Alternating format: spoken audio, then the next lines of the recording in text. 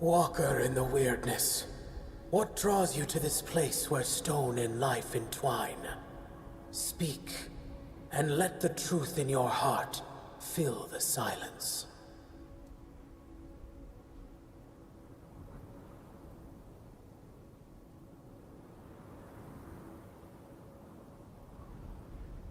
Guide you? No, child. I do not guide. I nurture. I protect what is precious, what endures even in the face of ruin. If you wish my blessing, prove you understand the value of what grows, what blooms, even amidst the ash.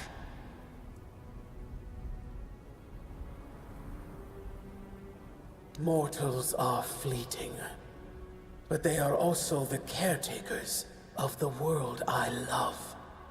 Each life is a spark, each bloom a promise. The fate of mortals shapes the fate of all things, child. That is why I care. Thrigva. His corruption spreads like a poison, choking the life from all it touches. If you wish to stand against him, you must show me that you honor life, even as you prepare to battle death. Bring me the fragile. Flowers. The symbol of life's beauty and brevity. Prove that you understand what you fight to protect, and I will grant you the strength you seek.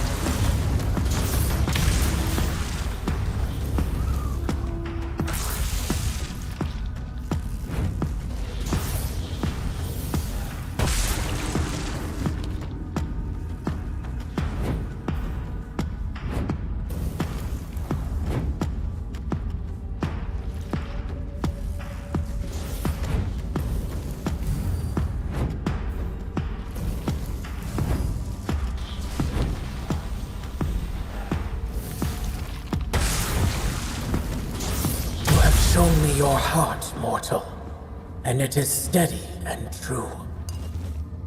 Take this blessing, forged in both bloom and ash, a fragment of what was and what will endure. May it shield you in your darkest moments, and remind you of what you fight to protect. Go with my blessing, child, and let life flourish where you walk.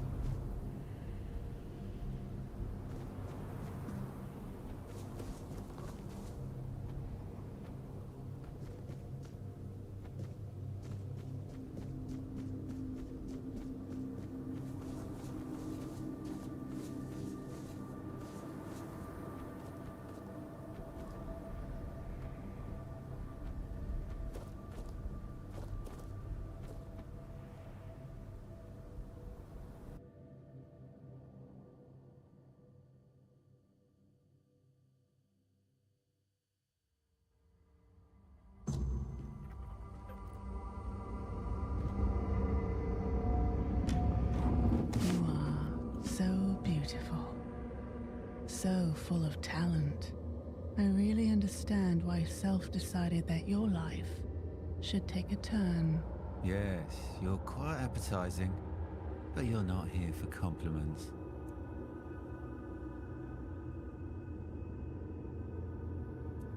Who are we, dear sympathy? Who are we, dear trickster? No one's special. Bit like you, guest. Don't say that. We have meaning after all. Once we were crows. My companion walked the path of self. I followed the path of war. I thought I was destined to serve as a priest in the name of Bad. Plans change. Plans do change indeed.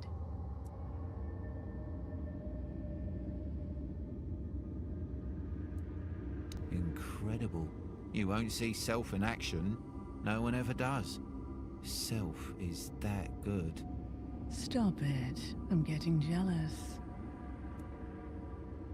The High Priest of Bad, one of the most distinguished to ever hold the title. He taught me many things, including that a child of Morrigan can exist without a body. Thanks to his teachings, Trickster and I were able to survive. You give him far too much credit. We botched the task entrusted to us. But we also showed creativity. We transferred our essence to this place. Morrigan decided we were quite the spectacle. She allowed us to continue existing, but only here. Without a physical, tangible form. We observed the outside world through the many pairs of crow eyes it offers us. In the House of Madness. Stop saying such nonsense, Trickster. This is a place, dear fledgling, that was once home to Morrigan herself. She let in a little light and allowed us to dwell here. Since then, we've taken to hosting talented fledglings, or Morrigan's favorites. Those who, for some reason, were meant to find their way into the void. Favourites? Makes you wonder why war hasn't visited us in so long. You'll shed unnecessary baggage. A bond that needs to be severed. In other words, you'll butcher someone. Or be the butchered one. Don't worry, I think you'll manage.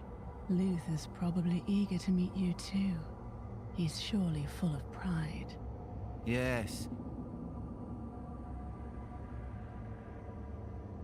We've kept him here quite long enough. He might be getting bored. Only if our guest has no more questions.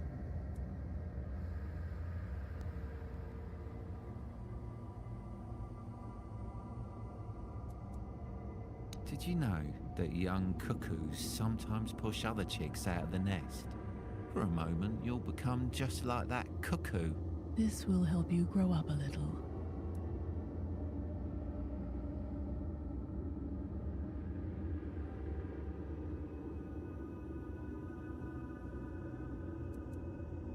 Oh dear. I think even Luth would be disappointed. He was expecting an exciting fight. Me too.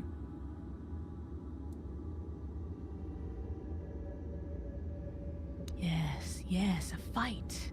Finally, something interesting. I'll keep my wings crossed.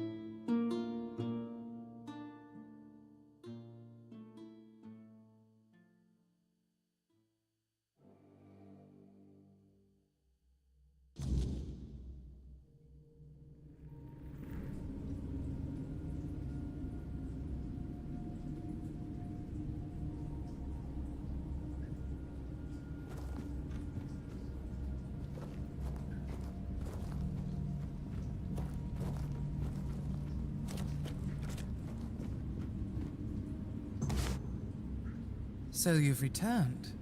Did you have a nice nap? Was the company to your liking?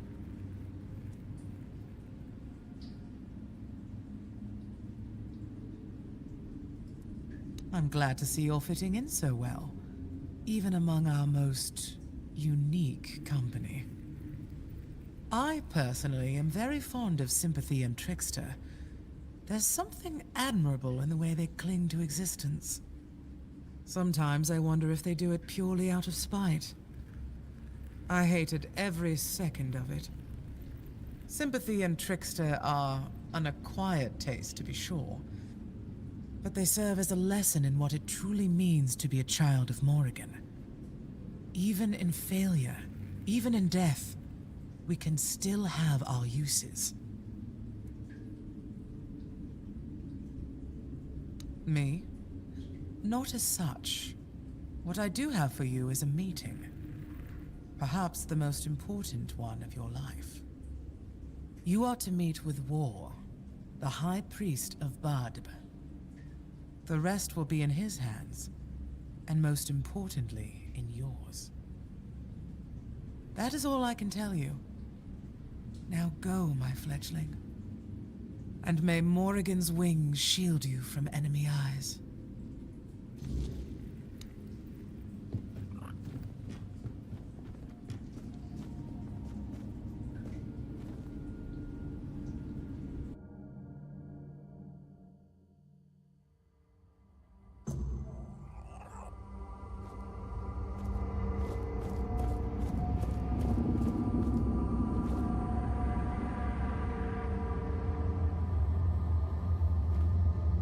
Welcome, child of Morrigan. Now you stand before her presence, ready to receive the highest honor.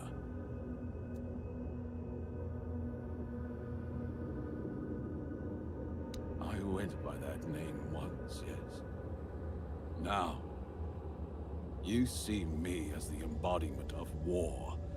One of the three holy aspects of the goddess Morrigan. Ask your questions, child, before the time comes to fulfill our goddess's will.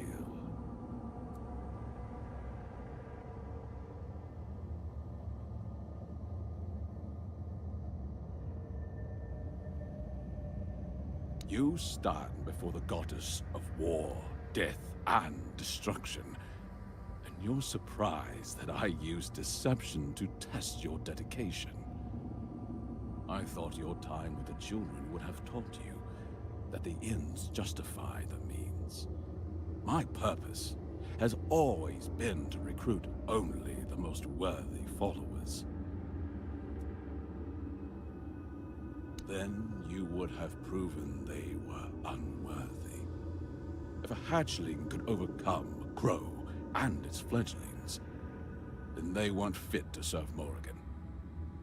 You would have purged all ranks, and I would have found new devotees. It wouldn't be the first time a high priest took such measures. What do you take me for, child? A mercenary commander. Serving Morrigan is no common duty. It's a calling you feel, or don't. And only the most faithful may stand before Morrigan's presence.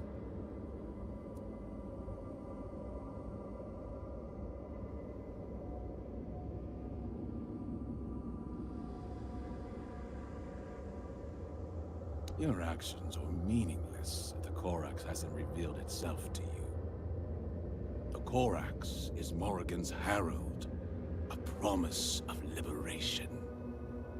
The Corax's appearance is a sign that it's time for the children to step from the shadows and declare their dominion over Avalon. And I know the Corax favors you most often. Such is Morrigan's will.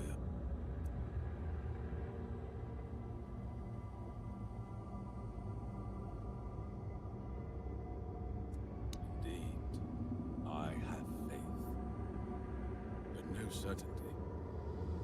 And since it's you who has the honor of witnessing the Corax, I'll send you as an emissary before our goddess. It seems she has chosen you for this communion, and I humbly accept her will. Find out what our goddess requires of us, and I will ensure her will becomes law. I've seen it in a vision, the nest, where your meeting will take place. Listen well, for her words are sacred, and return swiftly to bring me her will. May Morrigan's wings shield you from prying eyes.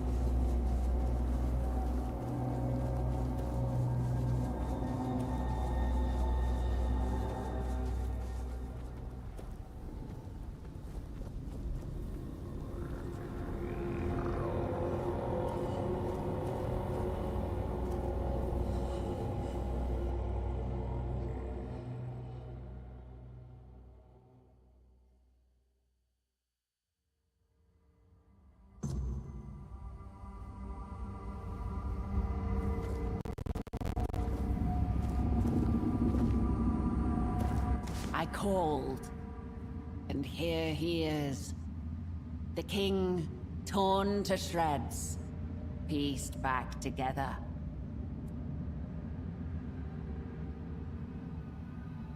Decide. The paths of self. Whispers in the shadows. Wings gliding silently on the wind. Crow eyes. Watching. Patient. Or the path of war. The wild screech. An open assault. Beaks and claws. Blood.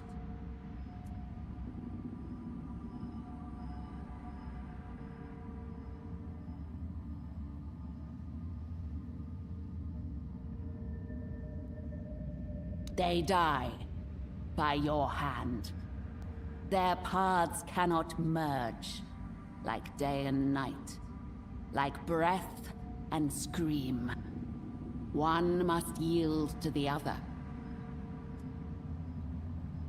You ask a crow what it prefers? Warm blood or cold carrion? The crow feeds on what fate delivers. All will fall into my claws when the time comes.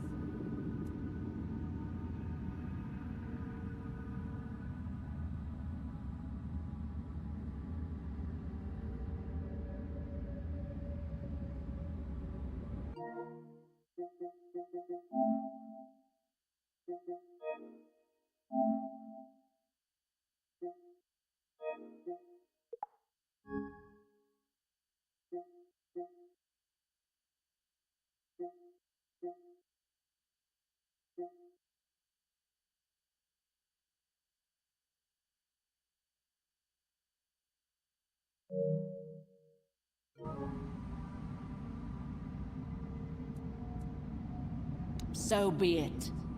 Walk the path of silence. The wind will carry your whispers. The enemy will not see you. War will not sense your blade. Bury it deep in his back.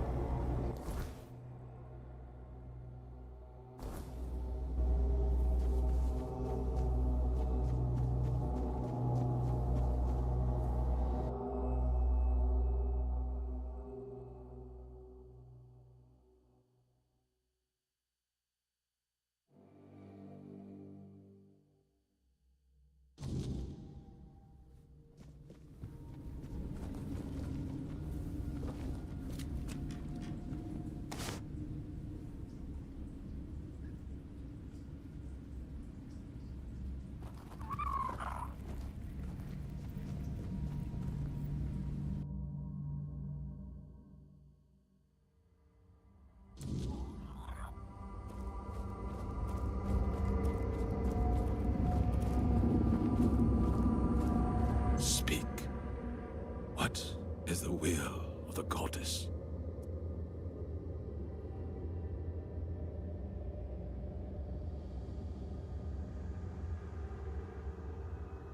What is this? You dare lie to the High Priest to fulfill Selph's traitorous will? I see through you. You blaspheme. For Morrigan's will has always been to seize dominion over the world, and I cannot be mistaken in interpreting her signs.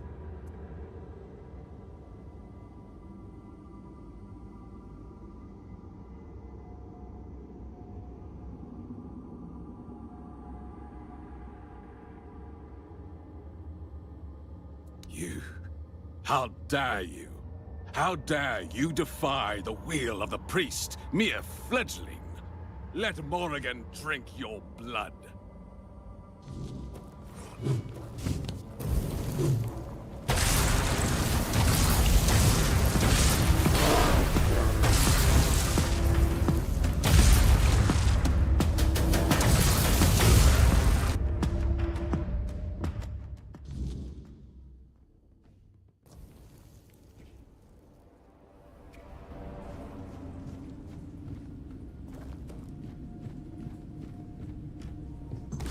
You did splendidly, my crow. Tell me, did you truly speak with Morrigan?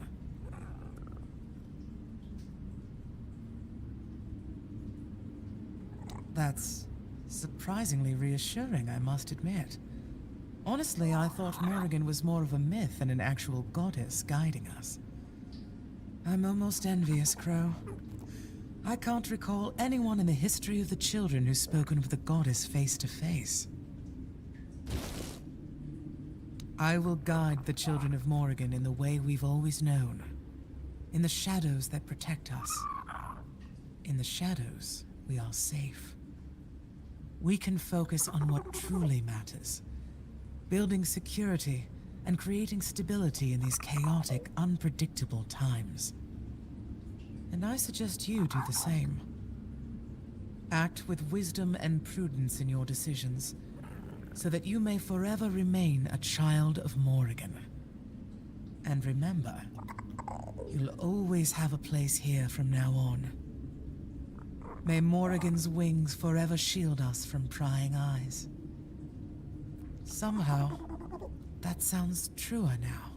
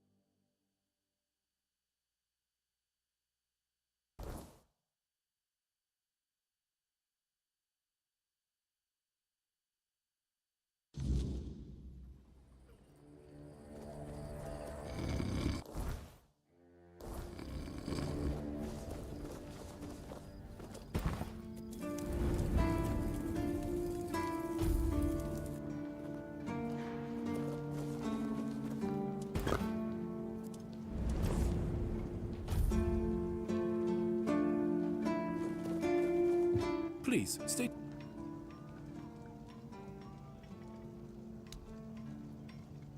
Go, the hunt...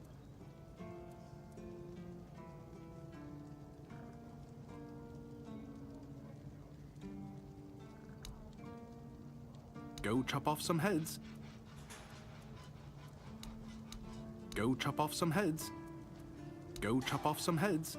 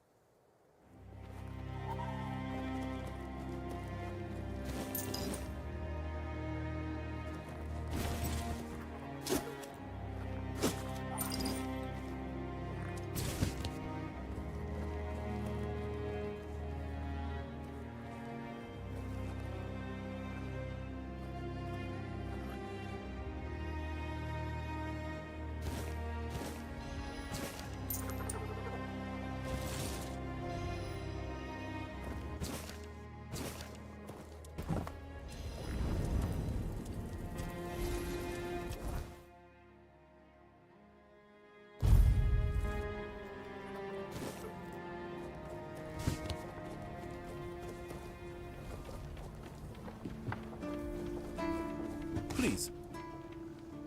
You're my... Sinan the Giant. He used to rob travelers on the road. And if he wasn't satisfied with what they had, he'd crack their heads open. Now his hefty body is lying in pieces in a puddle of blood somewhere. Oh, sorry. No time for daydreaming, right? Here's your money. Go, the hunt awaits. Go chop off...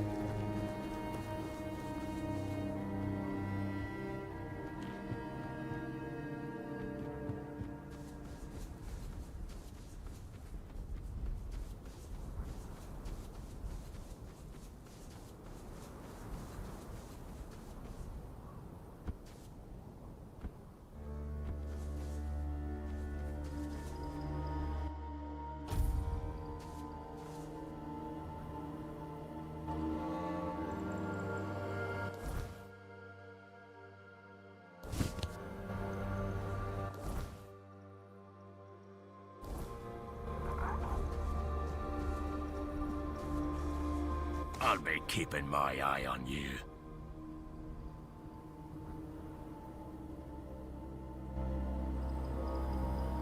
I'll be keeping my eye on you.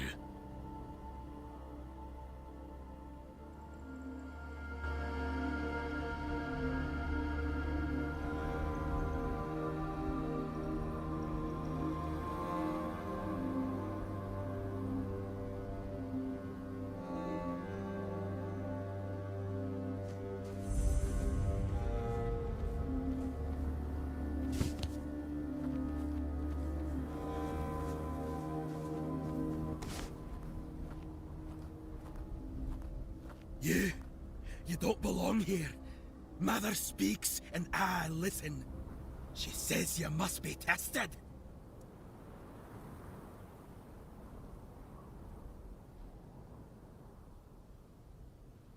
That's more like it. A true warrior doesn't shy from battle.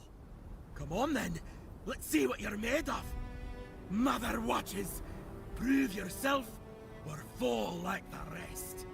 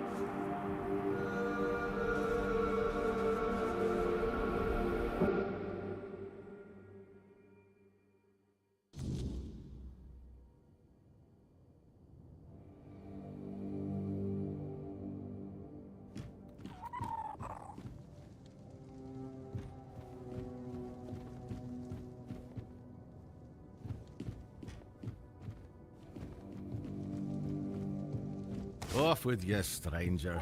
I don't want to talk. I feel sorrow. I'll take a look at what I've got.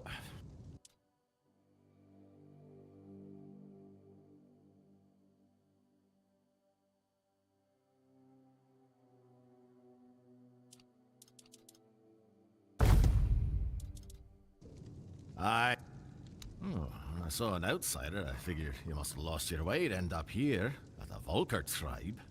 But you, not riding ahead, are you? That's why you're here. Can I help you? Speaking so politely to a Volker? You got to be mad. And to answer your question, no, I can't be helped. I just need to be alone. You won't leave me be, will you? Fine, have it your way. How long can a man sulk, anyway? A mourning a loss, if you must know. My blade. Shattered into pieces. I've collected every shard, keep them close. It's hard to accept that I'll never wield it in battle again.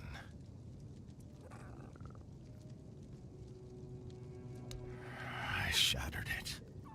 I realized I couldn't keep going like this. It had all gone too far, far beyond what I could handle. It kept demanding more. Because everything comes at a price. The sword, it needed proof of loyalty. Proof that we were worthy of each other. And since blood binds best, it demanded blood. When there was no one else to cut down, I let it taste my own. Until, one day, the blood of others wasn't enough anymore. It wanted mine.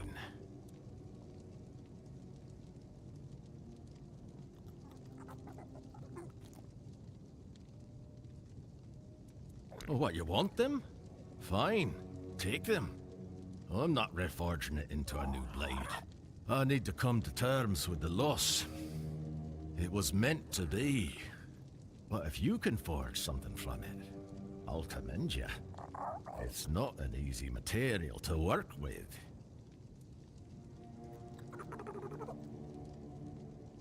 No. That will be your work, your blade. Just like I once found mine, you'll find yours in the forge's fire. I'll rid myself of what's caused me so much sorrow, and you'll gain something to fight with. A fair trade.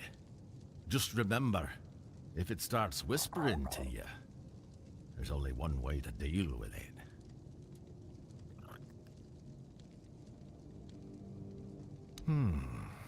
You'll definitely need Weirdstone. And besides that,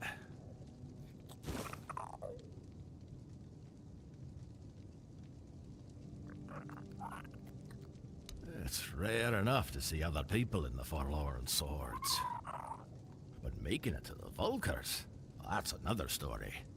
Most don't. They get eaten by beasts, their minds twisted by ice weavers, swallowed by the night.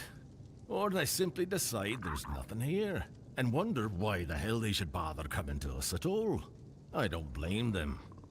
But since everyone's abandoned us, they can shove it. We'll manage on our own. There's nothing left anyway.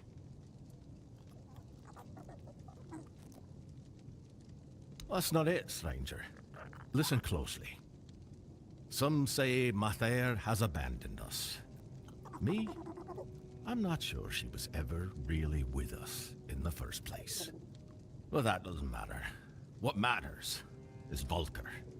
I'm loyal to the tribe because loyalty is the only thing with real worth. A man can be broken by the silence when his gods don't answer. He can be broken by death's shadow or the grip of madness. But if he stays loyal to his tribe, deep down in his heart, it means that everything fades, except devotion. Time to get back to work.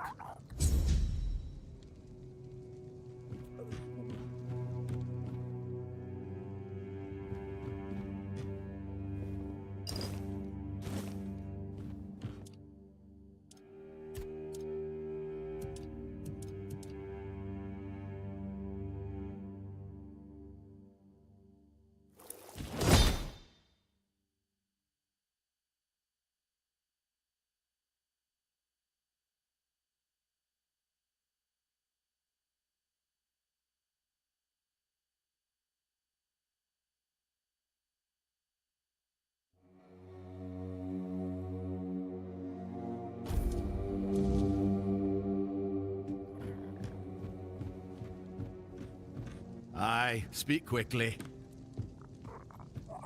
Really? Let me see. I've got to admit, stranger, you're a talented smith. That's solid work. But take it. Keep it far away from me. If it starts whispering again, that's your burden now. Now that I think about it, I might have something else that could interest you. Stop by if you feel like trading. Farewell, stranger.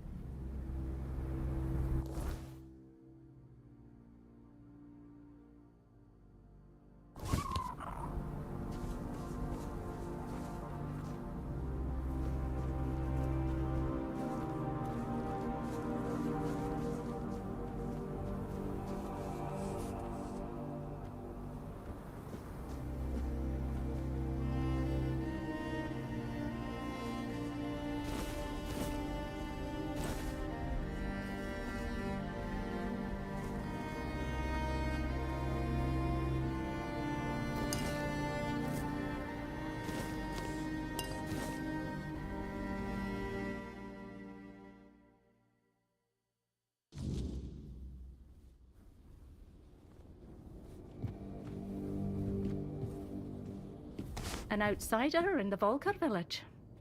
Now that's a rare sight. People rarely venture far enough to reach our little corner of the Forlorn Swords. May I ask what brings you here? The Moot? In the Mother Mines? I've always wanted to see the capital, though maybe under different circumstances. But I'm afraid you might have come all this way for nothing. We've never been close to the other tribes. When we had the Berserkers, they thought us mad. And now that we don't, we're useless to them. Nothing we do ever pleases them, so why bother?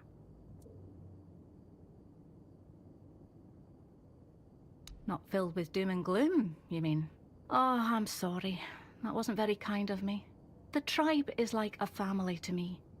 It pains me to see them suffer so much, but I wish they could just wake up from their stupor. There's still life to be lived, happiness to be found. There's no honor in giving up. That's not how a Vulcar should act. She was right about many things. Neither and I were even thinking about leaving with her, but I can't. I can't leave the village.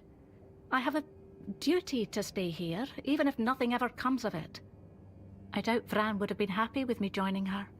She's always had a strong sense of duty. Where did you meet Vran? She does. That does sound like Vrel. Vran once threw all her books down the mountain. Vren then sold her favourite axe to a wandering merchant to buy new ones. I'm glad she's found happiness. Though, I wish she'd have stayed.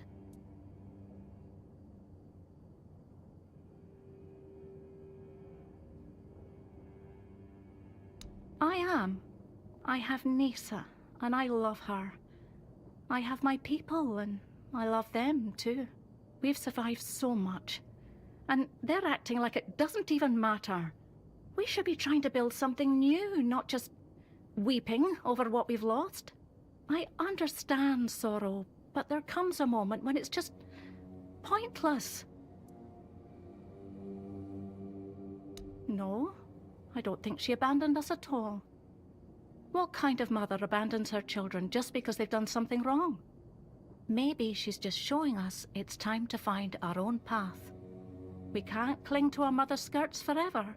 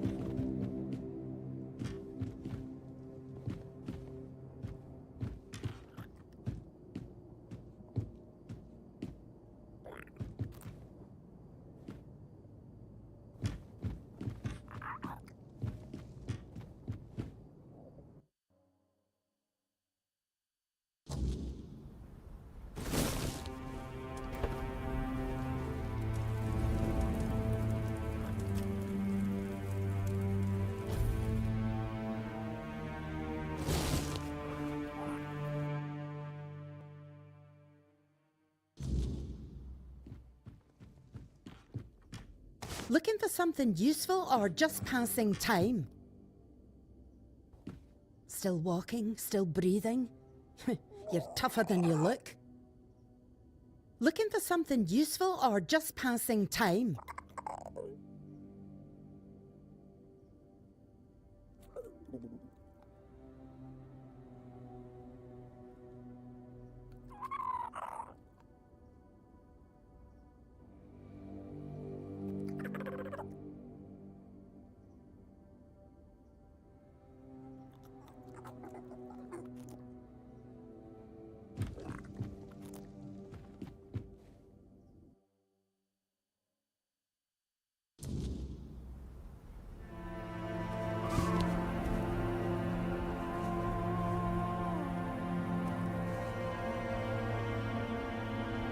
What do you want?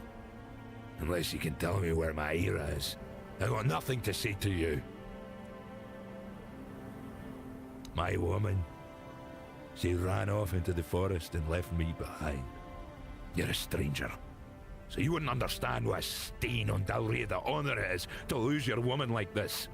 So now, I just sit here, staring into the bottom of this mug, hoping one day I'll drown in it. That's all there is to my story. Why should I tell you? I don't even talk to my own kin about it, let alone some outsider. Well, since you put it that way, sure, we can talk. Aira. She's a tough one. Toughest of the Volker, no doubt. They even wrote songs about the two of us, standing side by side against hordes of enemies. But after our matron left, and took the recipe for the Berserker potion with her, something changed in Aira. She became obsessed with recreating the formula. I hate to admit it, but I got caught up in it too.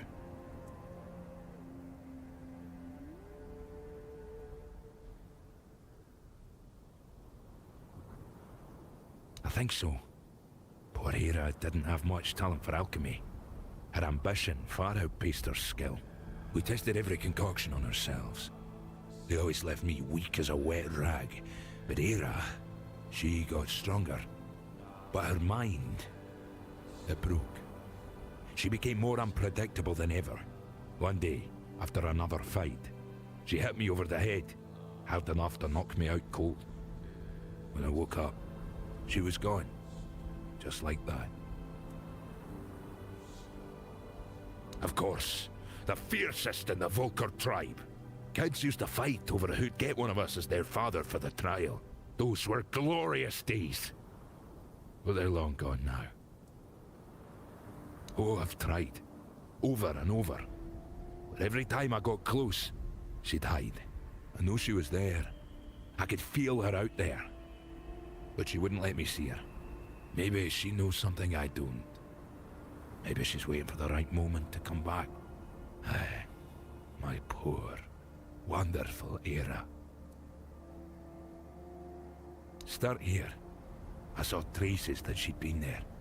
That's a network of tunnels most people wouldn't dare to enter. I'm no spelunker. I'd just get lost and starve if I went in. But Aira loved that place. She'd go there whenever the kids or the tribe got on her nerves. I'd give everything I have to bring her back. No matter the madness, anger, or whatever it is that's taken her. She's my Aira.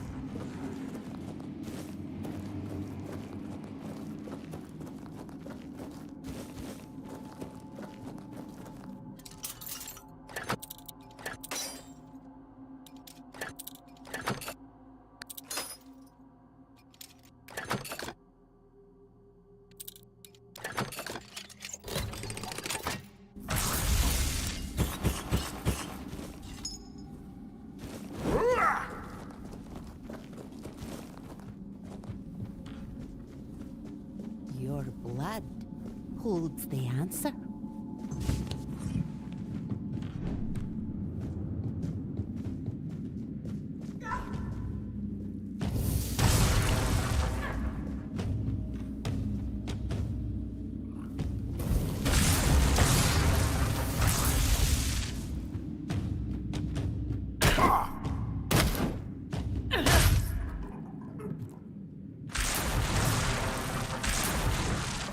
Wait!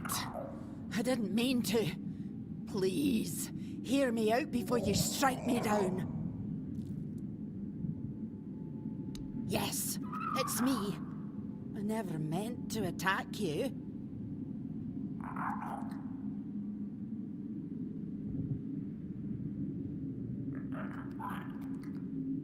That wasn't me, I swear. It was the substance I took. It must have changed me forever. My husband and I tried to recreate something that was a gift from Mather. Clearly, we offended the goddess so deeply that she cursed me with madness. And madness for a Del Rida is a fate worse than death. Only death can release me from it.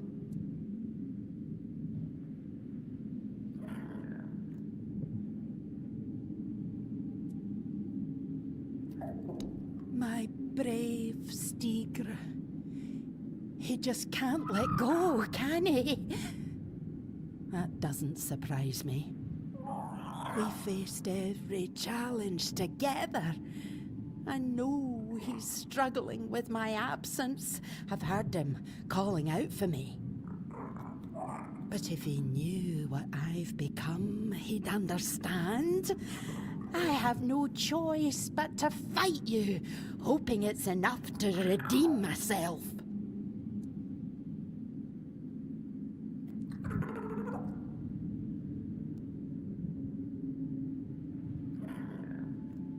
Damn it all! I can't be the reason my Stigr dies an honorless death. A mad woman and a drunkard.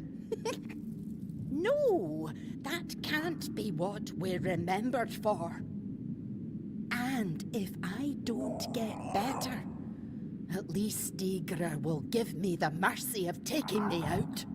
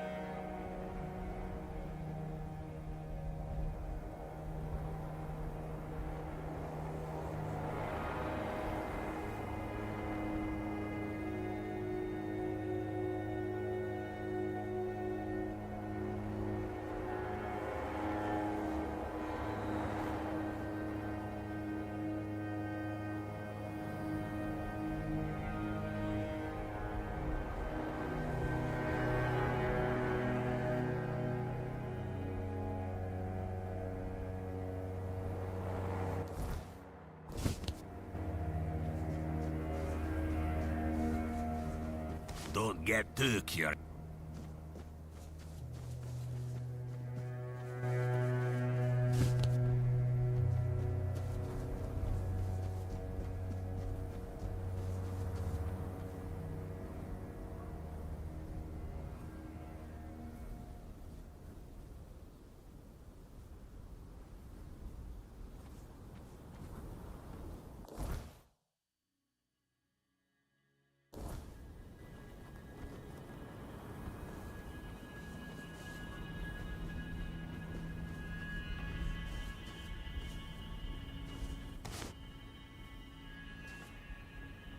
You're back. Thank the gods. Or maybe Mather if she's decided to forgive us. A stranger, but as loyal as kin. Honestly, I don't know. I'm just grateful you brought her back to me. I'll take care of her until she recovers. It's the least I can do. Now, everything will be alright. You'll see.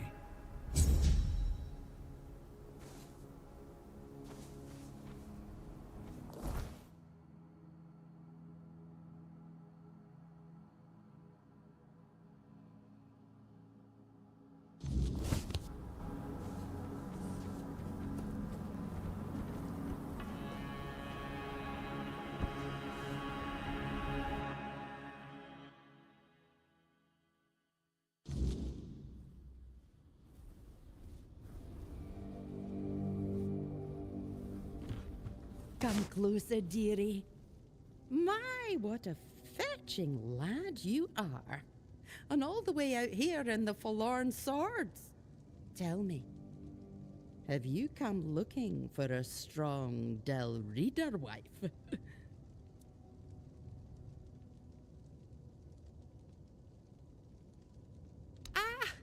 You're a real charmer, aren't you? That's one of the things I miss about traveling across Avalon. Men outside the Forlorn Swords know how to use their words, make a woman feel special. The Del Reader don't put much stock in talk, especially the Volker. But it's still nice to hear something kind now and then.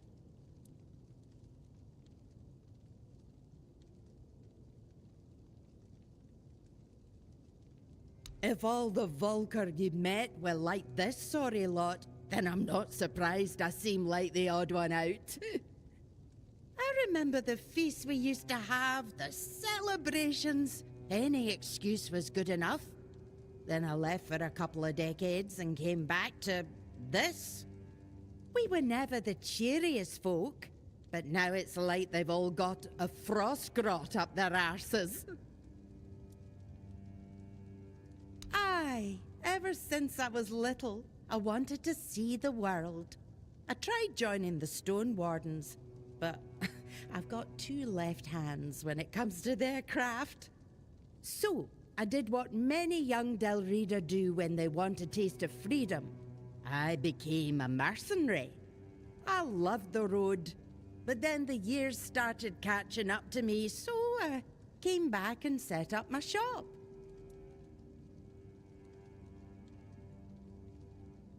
Pish, no. This is my home. Always has been. I bore a son and daughter here.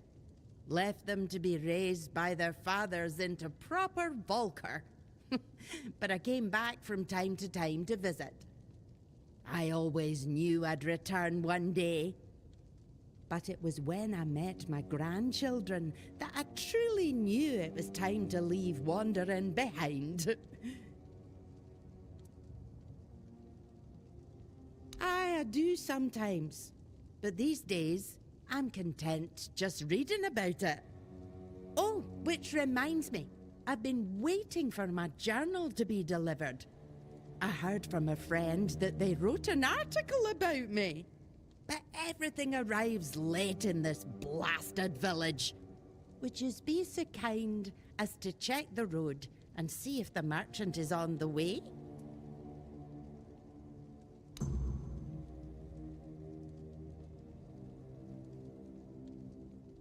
Ah, so you've read the article.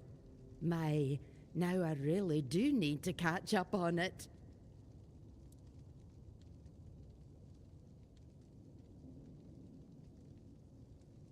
Well, one day, I was standing by the caravan, minding my own business, when a woman came up to me. She had a black eye and a look of pure desperation. Said she didn't know who to turn to, but since I was a mercenary, she wanted to hire me. Told me she'd caught her husband hurting their little girl. At first, I told her to go to the chieftain. Among the Del Reader, that's an offense that gets you made nameless, beaten black and blue. But she said it didn't work like that where she came from.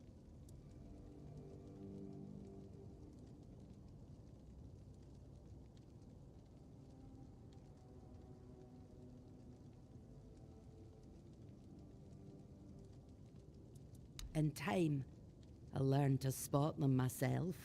Some didn't want to talk. Others didn't trust me. But then there were those desperate for any help at all. So, I helped. One way or another. A child may not yet have a name, but a child is still weak and defenseless. To harm one is to lose your honor, your hands, and your name. As for adults, a Del Reader who's earned their name belongs to no one but themselves. They come and go as they please. And to strike your spouse? What honor is there in hurting the one who loves and trusts you above all else?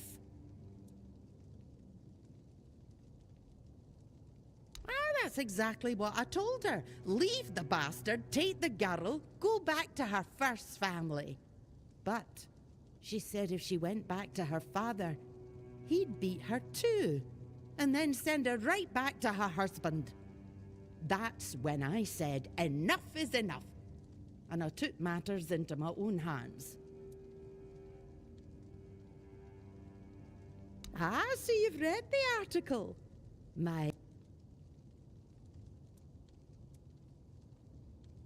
Well, she had told me at first, but...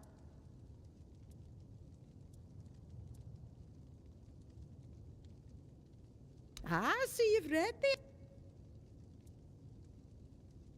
Ah, but I'm...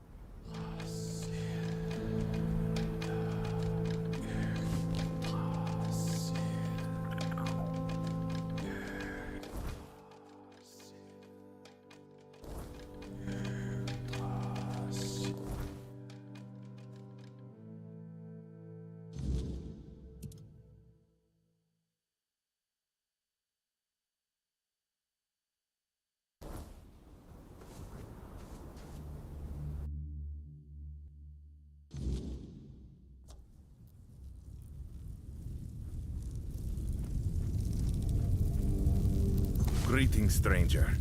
I'm Engsvar, the chieftain of the Volkio tribe. What brings you here?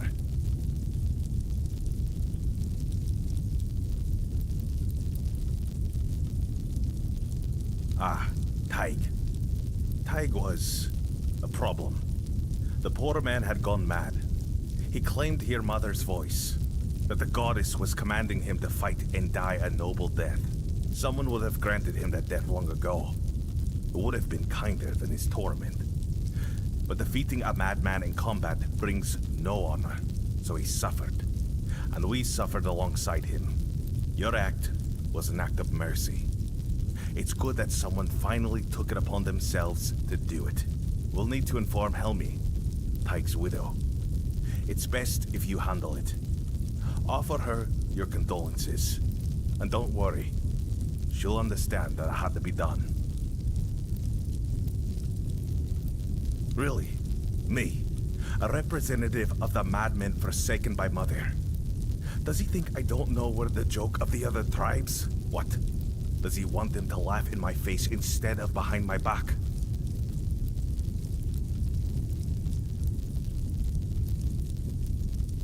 An agreement. For centuries, every tribe has only looked out for itself. A single conversation isn't going to change that. Besides, with the others there, we'll never be treated as equals. That's just the way it's always been. That's what we are in the eyes of the other Dalrita. Sure, they respect our berserker's fury, when it's not too frequent, and when it happens to serve their battles. But deep down, they see it as madness. They're afraid that in our rage, we might mistake them for the enemy. Unfortunately, I must refuse.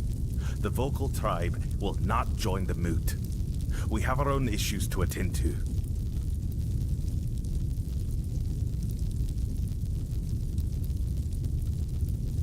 There is one thing, but I'm not sure you can do much about it. It's embarrassing to ask an outsider for help, but I have no other choice. Not far from the village, there's a hill that used to be the seat of our elders. At least, it was. Until bandits moved in and likely killed everyone there.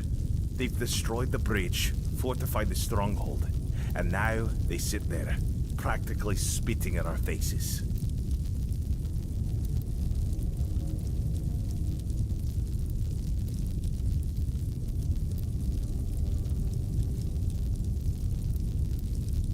I know. We've fallen far. Once, we were a proud tribe. Now, we're stuck watching petty thugs parade around our own land. Mother is clearly showing us what she thinks of us. We did. We lost too many good warriors. We underestimated them. On top of that, many Volkir left to join One Eye. So our numbers are thin. We don't even have our berserker potion. We lost it, along with Mother's grace. Yes, but if my warriors couldn't do it, I don't expect you to manage it alone. Still, maybe if you could sneak in there somehow and... I don't know. Either way, anyone who helps drive those dogs off our land will be rewarded. I appreciate your courage, though I hope it is courage, and not just foolish bravado.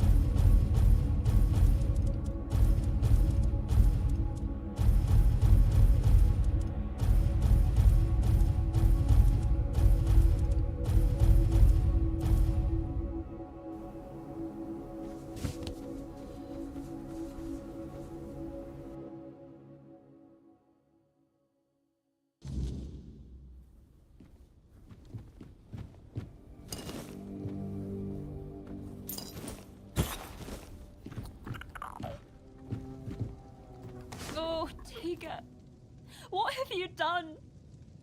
Why did you leave me like this? So brave, yet so foolish. What am I supposed to do now? Oh! You startled me! Barging into a Delrida woman's house without knocking. You're lucky to still be breathing. Wait, you're the one who gave him a good death, aren't you? I'm Helmi.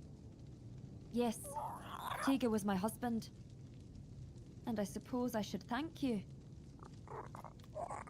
I'm only sorry that Tega is gone. But I am grateful to you. You acted honorably, allowing him to challenge you. No one else was willing to do it.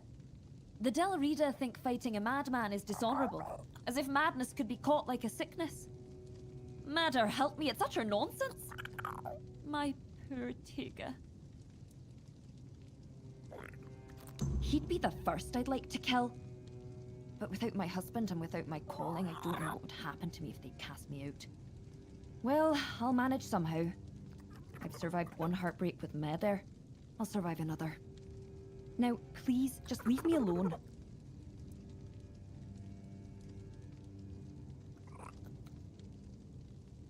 I don't believe Meder was speaking to him. And I know what I'm talking about. Before I got married, my greatest dream was to become the Volker matron. But I believe that he believed it. That's why they thought he was mad. If I had become a priestess, Tega would still be alive. I would have loved him from afar, but at least he'd still be here.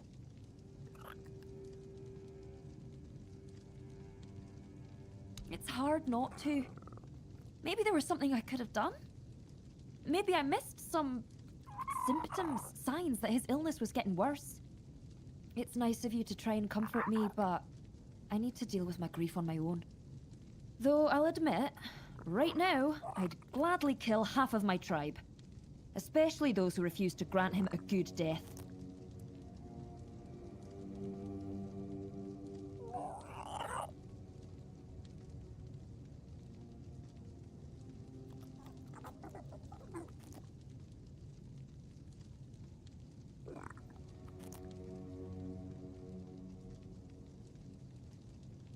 Maybe he was.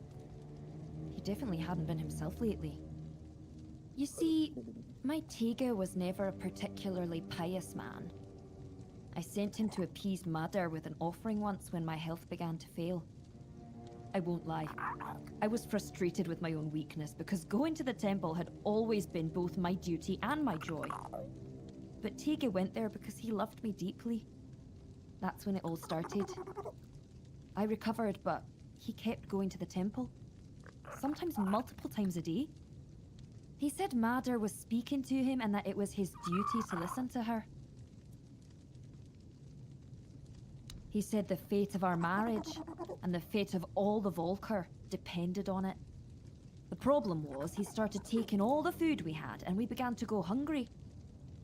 That's when the real arguments started. So what fate of our marriage was he even talking about?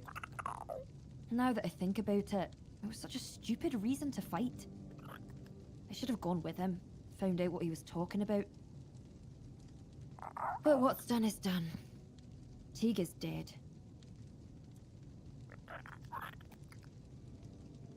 Go ahead if you want to. I've been there myself, but Mother didn't say a word to me, as you can probably imagine. But who knows? Maybe you'll get lucky. Maybe there really is something that reveals itself only to the chosen. If you find it, kill it for me, in Tega's memory.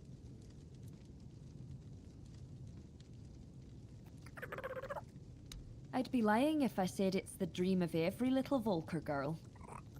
It's the most respected position for a woman in our tribe, but it's also the heaviest responsibility. If Meder's voice truly exists, it doesn't speak with words. You feel it in your soul. It's a calling. And her voice was screaming inside me. I truly wanted to give myself to her, but the elders decided I wasn't fit for the role. And then there was Tega, whom I learned to love in time. Easy or not, it was my calling. And I truly believed I was the right choice. But the elders said I was too hot-headed to bear that responsibility. Me? Hot-headed? Can you believe that?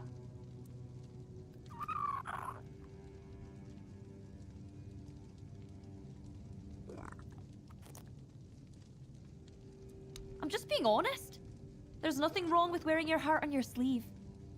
If every Dilrida was as honest as I am, our tribes would have united and supported each other long ago. No one's going to try and convince me otherwise.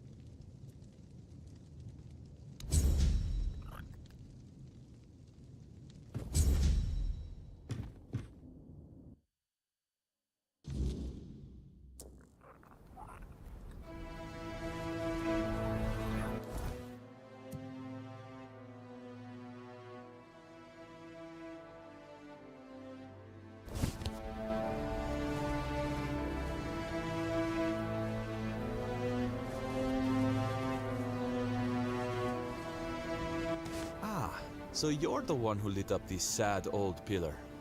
You almost caused a stir among those sad lumps. Almost. So, I guess you're not exactly what they've been waiting for. But you've certainly piqued my curiosity.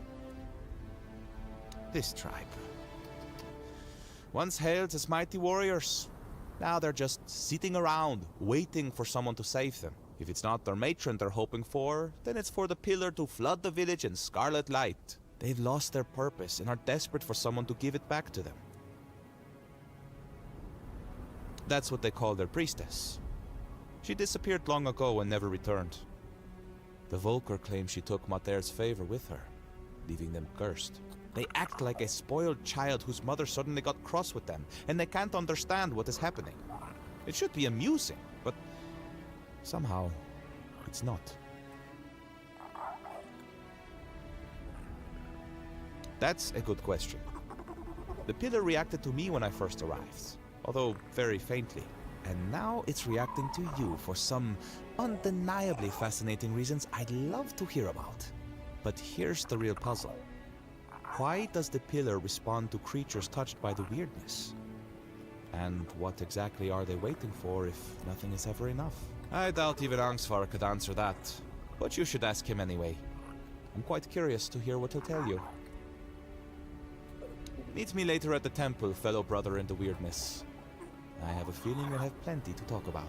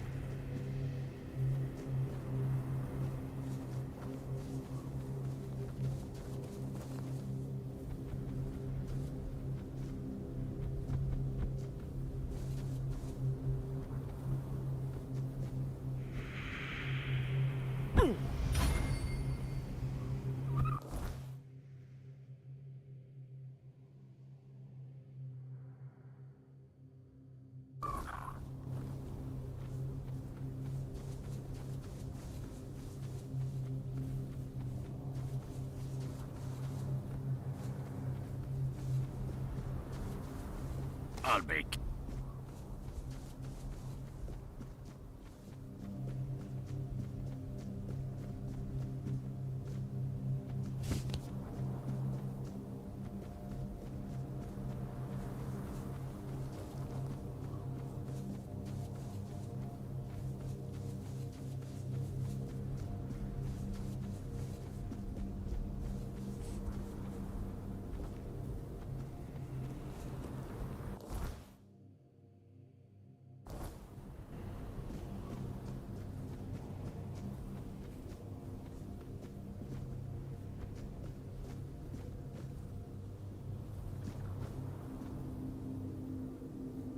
Blessings. Not Mather, as you've probably guessed. I'm frail. That's what they call me when they cast me out of my tribe. I took refuge here because I thought it best to hide in plain sight. Please, don't turn me in. I'll die out there in the wilderness.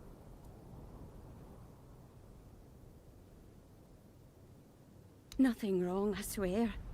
I take some offerings from the altar when no one's looking. But no much. Just enough so nobody notices.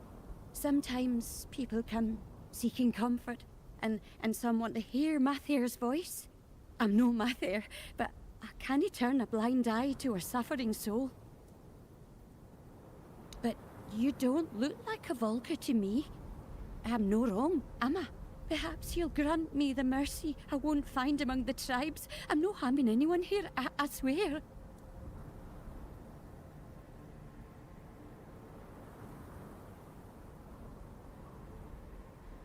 Tige. Such a poor, good boy. So misunderstood. He'd give his life for his wife. But I doubt she knows that because the poor lad can't get a word in edgeways. Oh, she's always complaining that she'd sacrifice herself to Mather for him. But between you and me, she was never fit to become a princess. Too eager and aggressive. And Tige... he's such an honest man, truly. He could have done better. What do you mean? Dead? What happened? Oh, I've been so worried about him.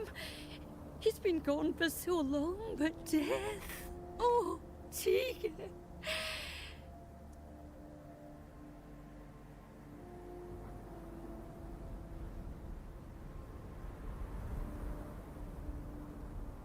You gave him an honorable death, and that means you have honor. Your mother should be proud of you, even if she's not Dalraita.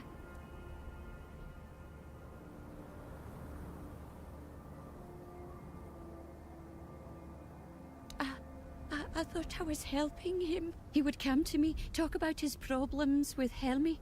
I helped him the best I could. I comforted him, like a good mother should. Mather is our mother. I just wanted to help her out. Give that nice boy some hope. In honor of my own children, who now gaze upon Mather's face. My fate is now in your hands. I wouldn't be able to best you in a duel. What is your decision?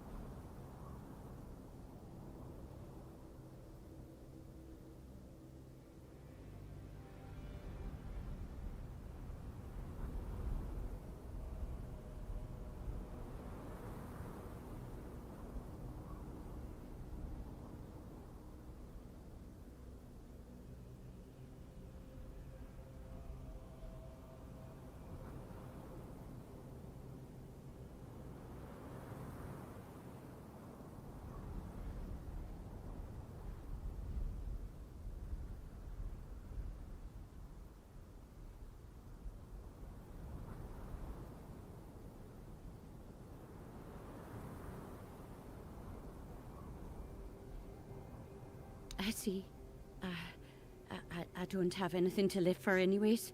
Tiga was my only joy. Gave my life meaning. It's time to join my children. May Mather watch over our souls.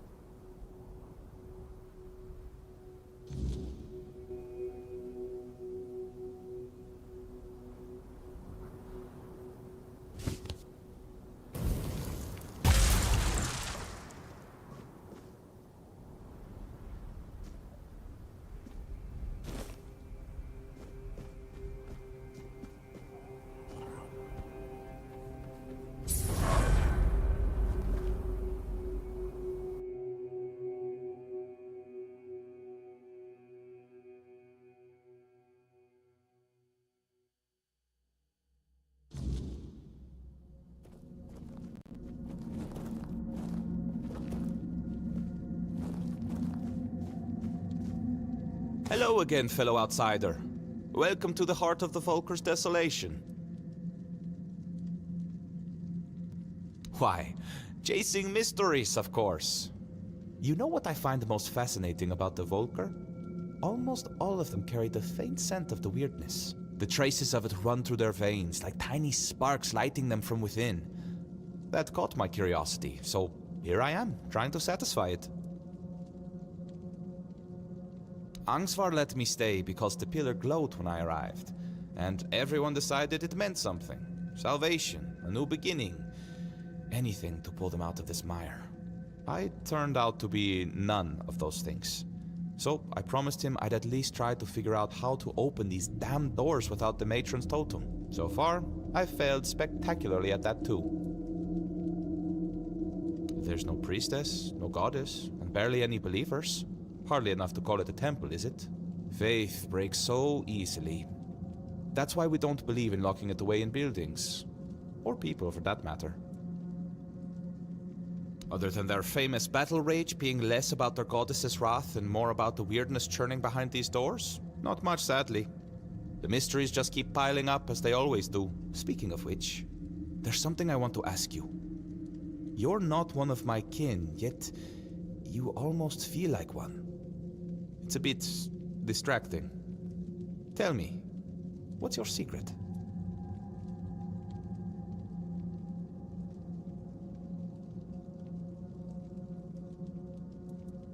Huh.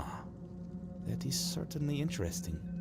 And it might have answered more questions than just this one. Might have sparked a few more too. We'll see. Hopefully.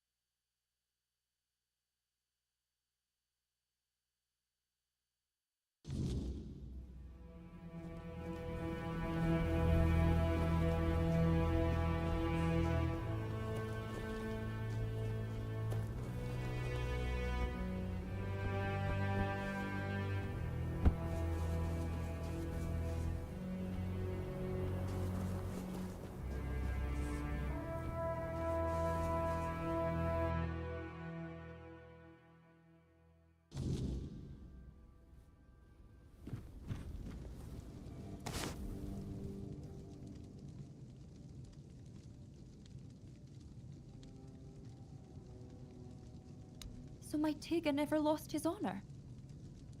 He was deceived. At least now he can rest in peace. His name no longer stained by madness. Oh, if only I could get my hands on that blasphemous wretch! Tell me, who is she? Have you killed her?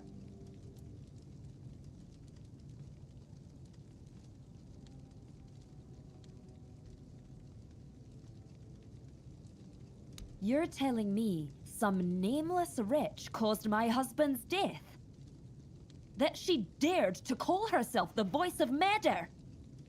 She defiled everything that mattered to me. If I had known, I wouldn't have asked you to kill her. Death is not enough for an insult like this.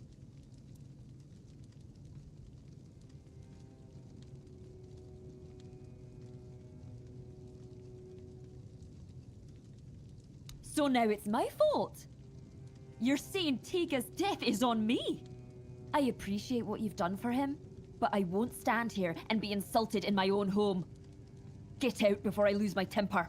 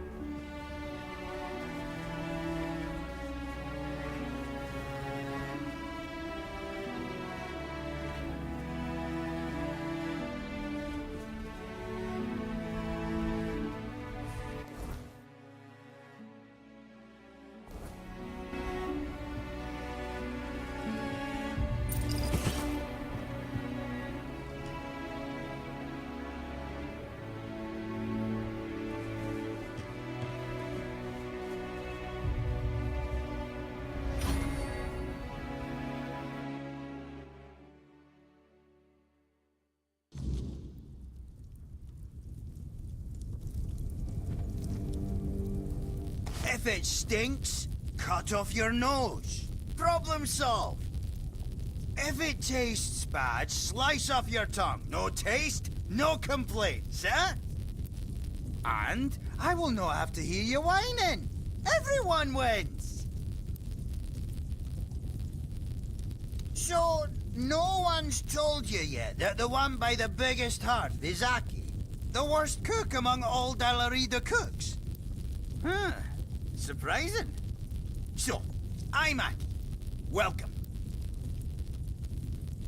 It's about the Volkers and their terrible taste. They're always whining about my food.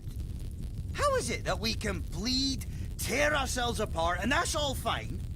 But the moment they have to eat something unconventional, they act like a Camelot whore tossed into a vat of boiling water.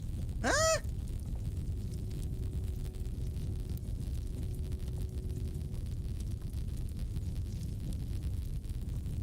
Oh, believe me, outsider, I've tried. Every time it's ended up with me punching him for what they said about my dish. Or them punching me for making something so, fucking disgusting. Yeah. I can barely breathe through my broken nose. They hate it. They gag every time they walk past. Bunch of fools. They'd rather eat raw weird-ear guts than what I prepare. They don't care that my meal's more nourishing. And besides, I like it. Aye, that's what I think too. Here, take it. Give it a try.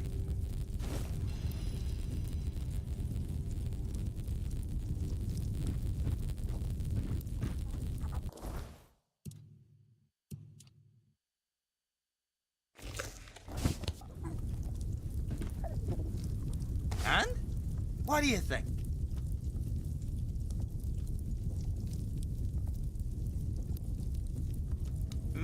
Men? What the hell are you on about? What do you mean?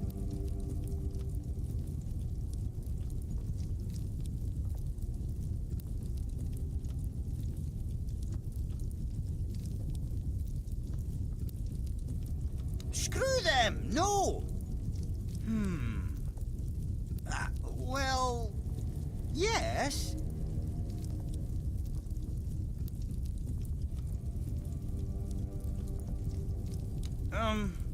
Okay.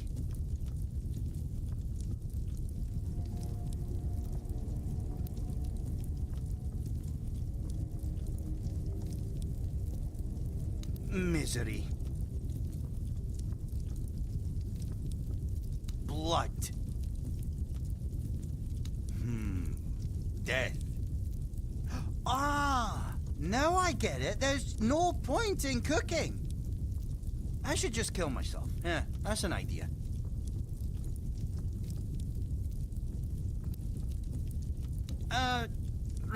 Right. And?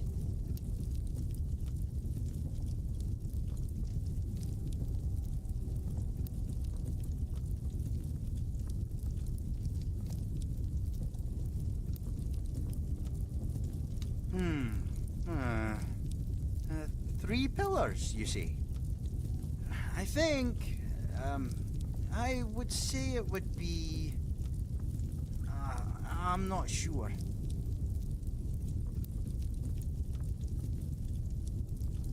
Endless screams of agony.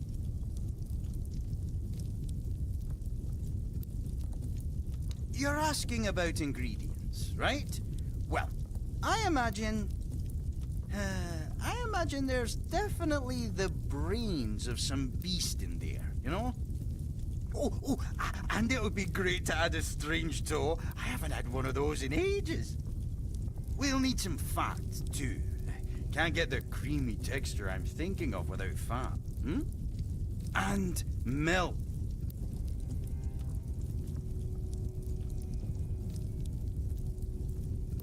Are you serious? Well, I'll be damned. Thank you. So, I'll be waiting.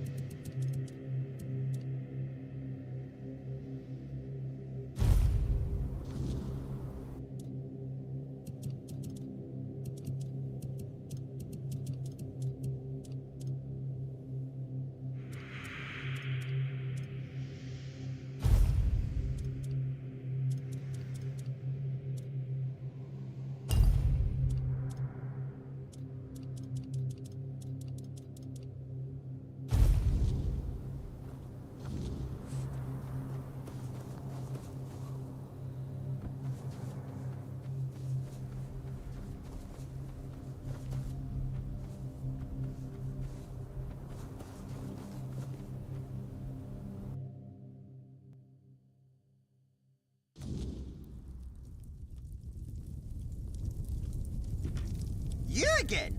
Hungry?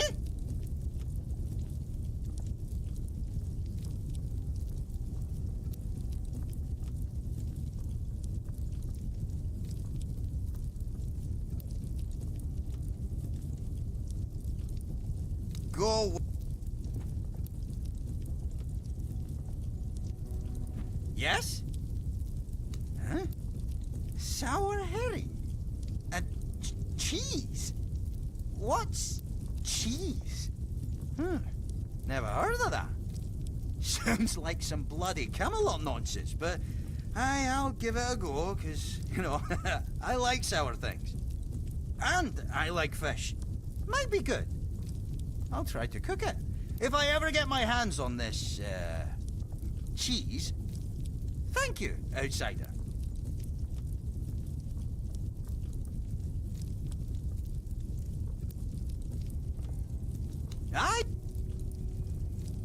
If you're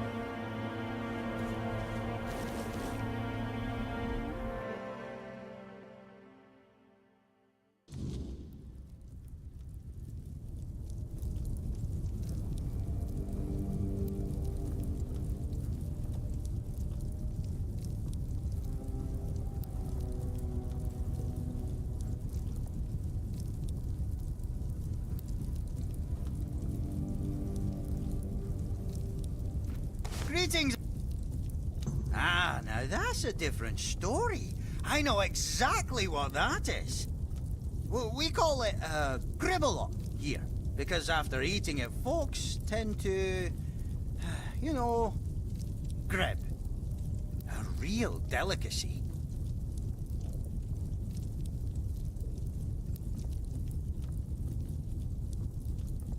Oh, to grib means, you know, grib. Fart, yeah? After gribble, huh? Give me a moment.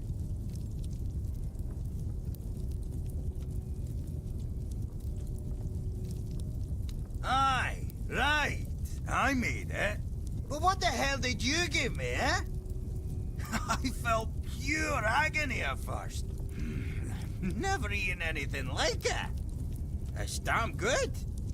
Sour herring and cheese. Oh, that mate of yours has a sharp mind. What tribe is he from?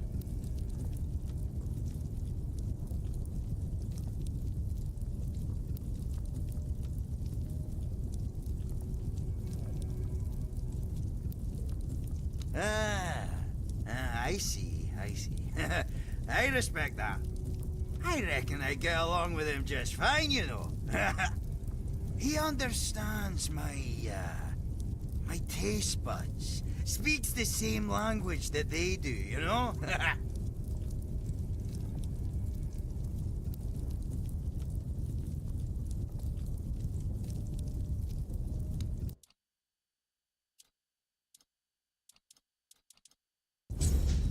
You again? Really? Let me see. Milk, meat, fat. Aye, you've brought everything I asked for. Give me a little while and I'll have the day. So here it is. The endless screams of agony. Smells, good. So what now? Should I call the Volkers and let them try it?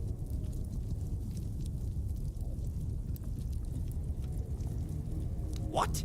First you question me about the Volker tribe, then you offer help. I believed you. And now you're telling me it's not enough. Hey, why are you scheming, outsider? What tricks are these?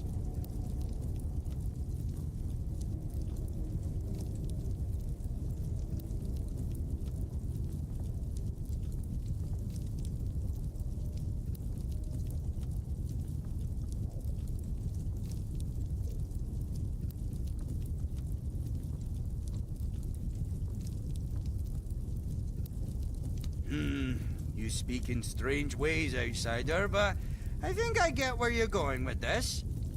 After our first meeting, I had a dream. I was covered in blood. I'd slaughtered some Camelot pig and was about to eat it. Suddenly, I heard a voice. Aki, you're a Volker. Should do things like a Volker. That's when I realized you brought that dream to me with all your questions about my tribe.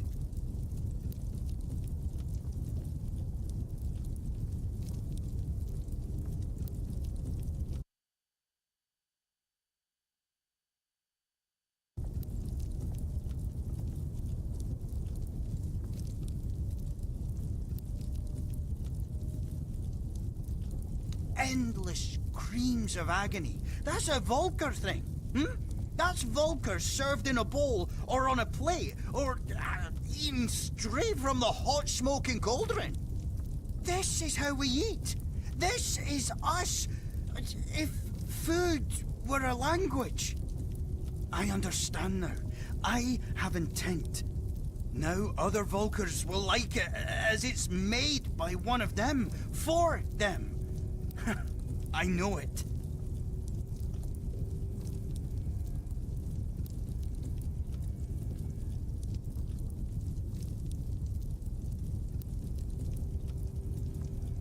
Oi, watch it. You might have helped me, but mind your tongue, or I'll still knock you flat. But I get it now. Thank you, outsider. I'm calmer now. Maybe even happy. Nah, that's too much. Not happy. But definitely calmer. Now I know what to do. Here, take it and come back if you want something more. If you're...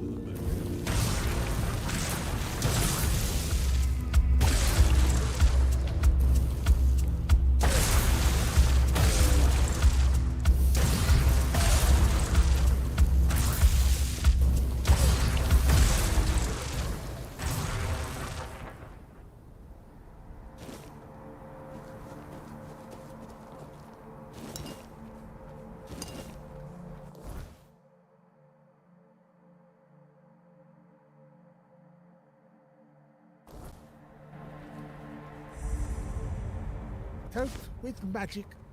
I need more, please. They're inside. My fellow companions. They're waiting. I need to open the entrance. Feed me. Pour the magic into me. Feed me with the glow. All you have. I beg you. They're waiting for the passage to open. I don't want them to wait. Feed me.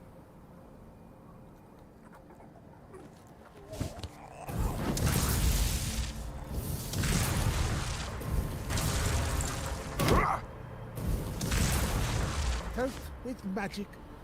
I need...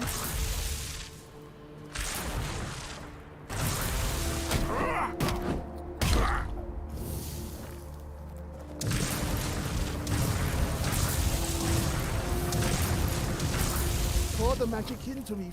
Feed me with the glow. All you have. I beg you.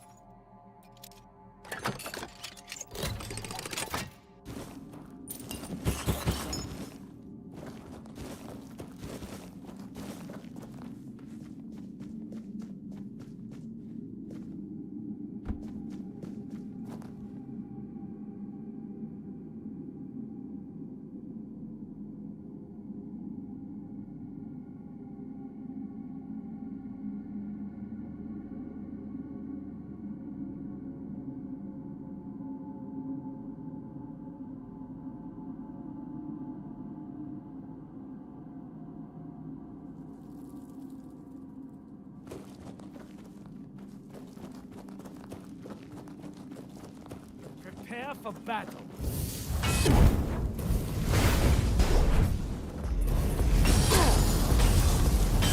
I'll strike you down.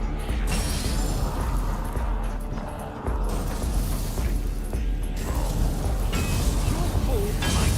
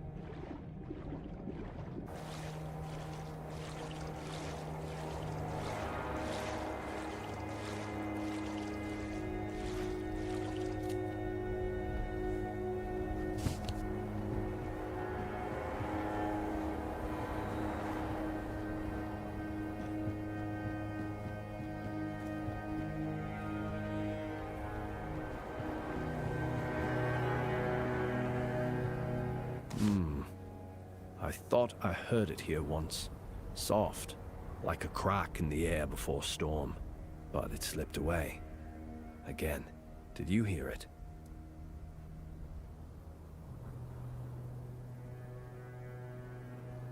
Something we lost before we knew how to miss it. It shaped the way the rivers bend, the way trees lean into the wind. It's still out there, just harder to hear. I'm trying to hear the perfect thought. What remains of it, at least. It was the first true thing. We were made from it. We remember only the weight of its absence.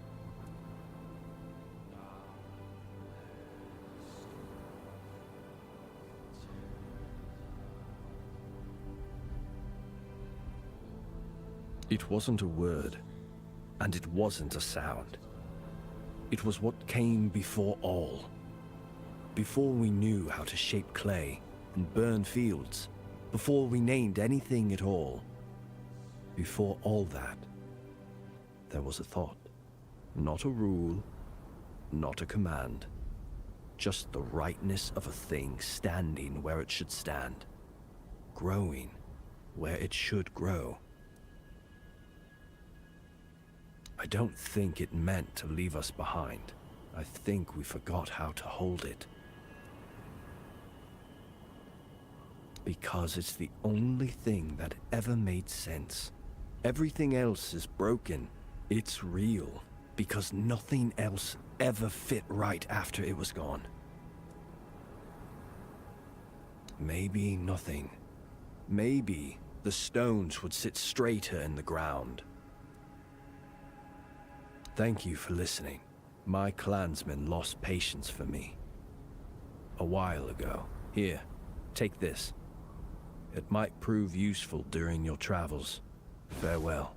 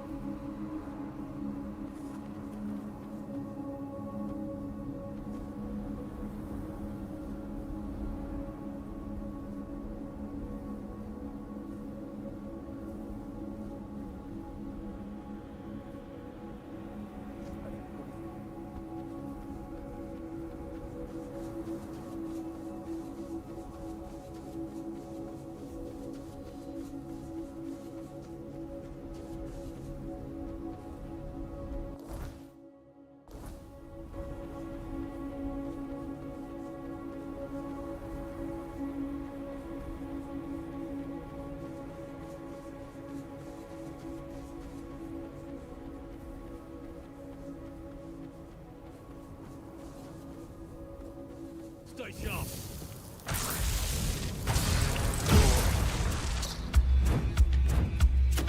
Your money or your life?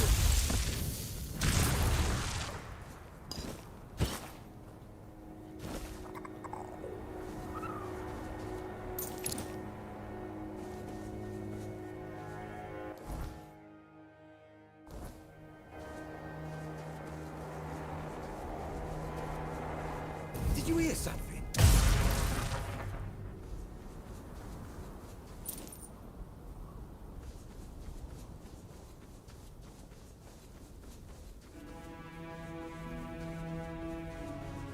Keep your wits about.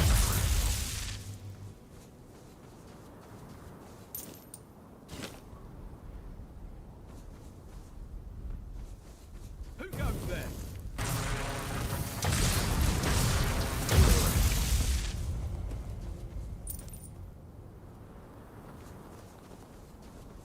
Did you hear something?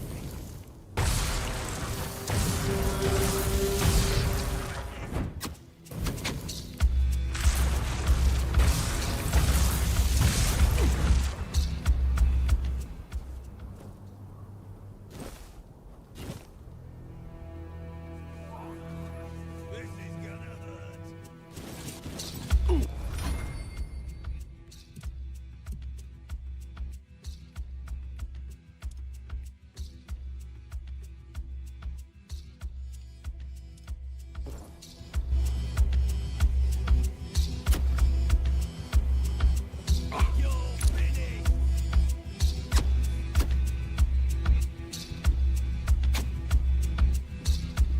Your money or your life?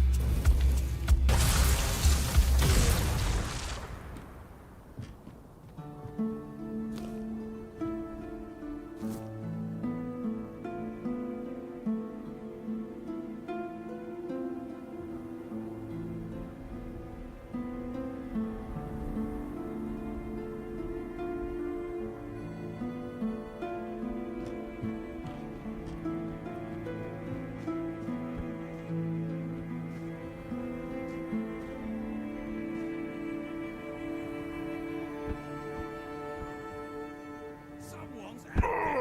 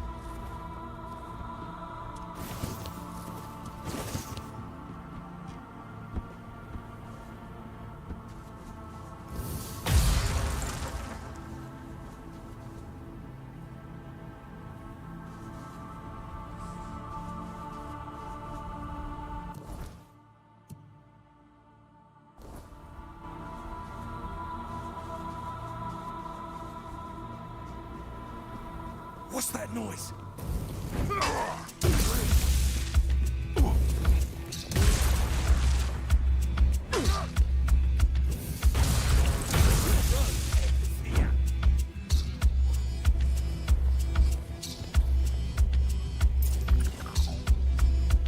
Your road ends here.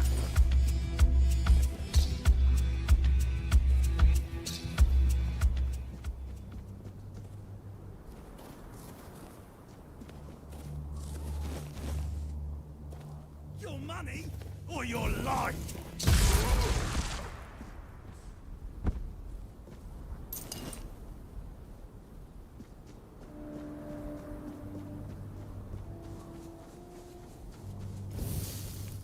You're only making me angrier!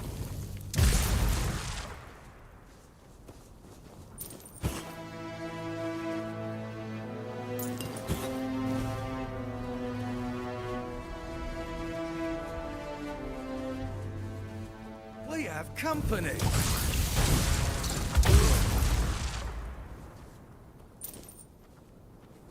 Stay focused.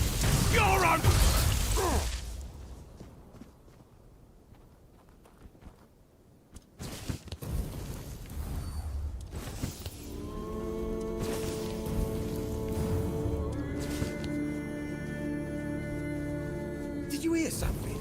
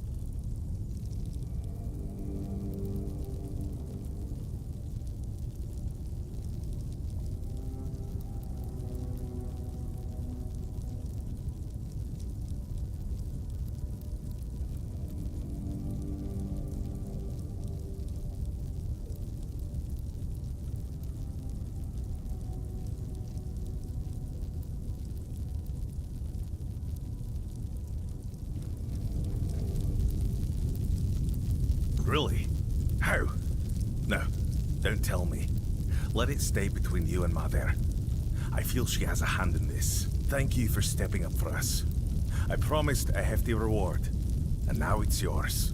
And since Mother helped with reclaiming the seat of the Elders, maybe her grace will also guide us with the matter of the empty temple. Frigg, the matron who served there, disappeared one fateful day. We searched everywhere, but it was no use. It was like she vanished into thin air. The sacred totem of Mother, passed down from matron to matron, disappeared with her.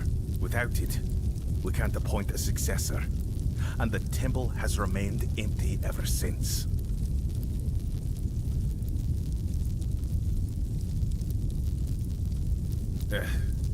It's hard to blame her. She left after the massacre of Gunvalder. Her daughter was with a man from that tribe, and was in the village when it happened. Frigg was furious that we didn't come to their aid. But tell me, would anyone have helped us if the situation had been reversed? Of course not. I've spent years questioning whether I made the right decision back then. Even now, I don't have an answer. And I no longer have the strength to dwell on it. You're right. Only a matron can brew the sacred potion that allows us to enter the battle frenzy. Without it, the Volker tribe isn't worth much.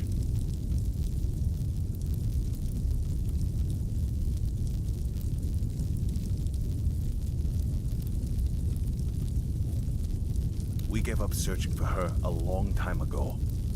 It's pointless. Mother made her judgment clear. But if you're set on trying anyway, speak with Bride. He'll know more than I do.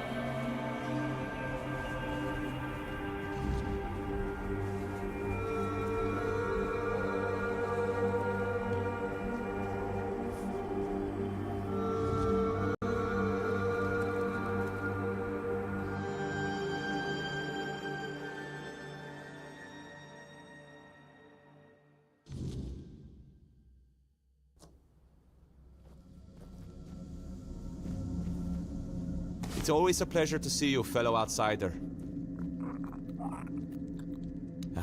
Matron Frigg. I doubt she'd have been pleased to see me here, in a place that belonged only to her and those who came before. The Volkers say she cursed them and left, that Mater herself hid her tracks so she could never be found. They're wrong. At least about finding her. She may be gone, but her presence is everywhere. You just need to follow it.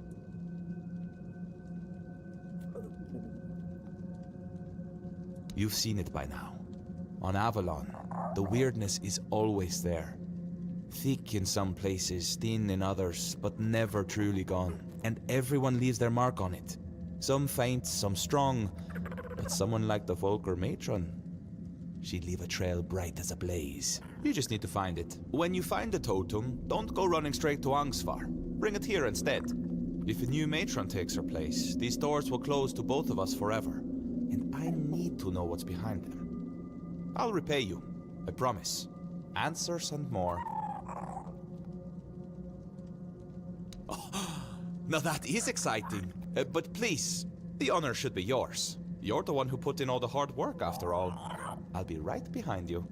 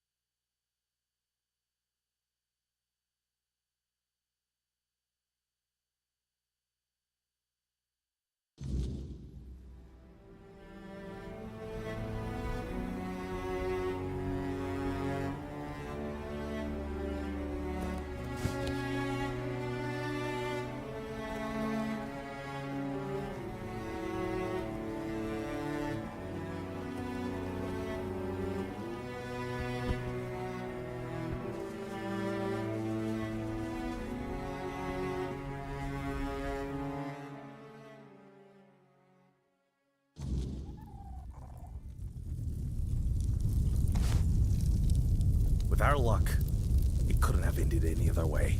But the totem, was it with her?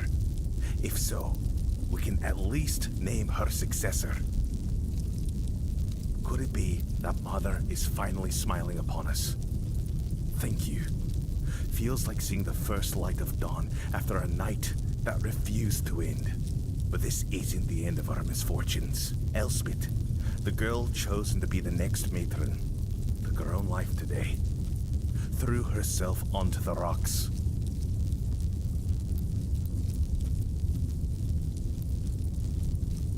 Hard to say. It's been a dark time for all of us. But maybe she had her own burdens. Ones we never saw. Shame she chose such dishonor. Shame she did it. Certain, she was well liked. Nobody would have had anything to gain from her death. And I refuse to believe that any Volker would kill their own kin. Especially not a matron-to-be.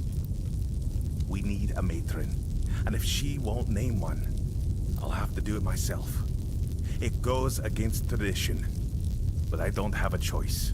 Maybe you should check Elspeth's hut. See if she left any notes or hints about who should follow her.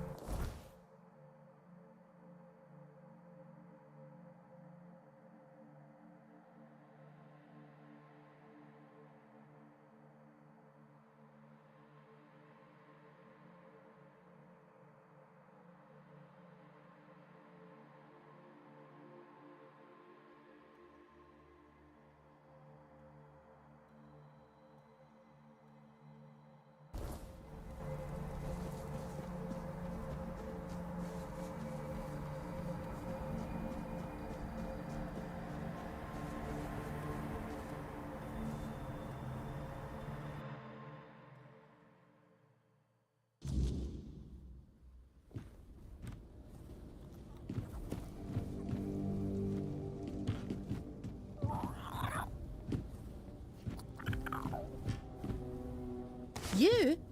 What are you doing here? Haven't you done enough?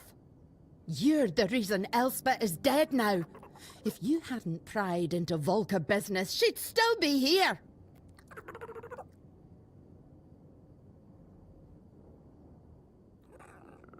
You brought back the matron's totem. We hoped it would stay lost forever. But now the doors are open again and Elspeth's worst fears have come true. No. Frigg had chosen Elspeth's mother as her successor, but then Frigg disappeared and Elspeth's mother fell ill. Everyone feared that even if the totem was found, we'd be left without a matron. On her deathbed, Elspeth's mother named Elspeth as her successor. She never wanted it. But you don't refuse your dying mother, do you? We thought the tribe would eventually move on, find new ways to worship Mather, and leave this madness behind. But then you showed up.